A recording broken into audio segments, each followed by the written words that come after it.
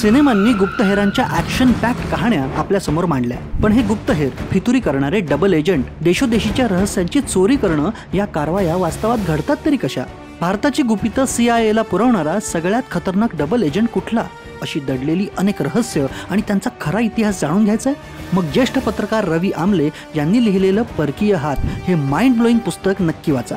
विदेशी हेर संस्थांच्या भारतातल्या कारवाया आणि त्यांची कारस्थानं या पुस्तकात वाचायला मिळतात.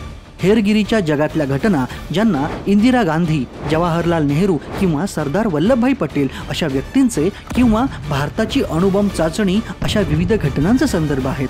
भारताच्या रॉ सोबत पाकिस्तानची ISI, रशियाची KGB, अमेरिकेची CIA अशा कित्येक हेर संस्थांच्या अज्ञात कहाण्या पुराव्यांसह सांगणारं हे पुस्तक मनोविकास प्रकाशनानं निर्माण केलंय.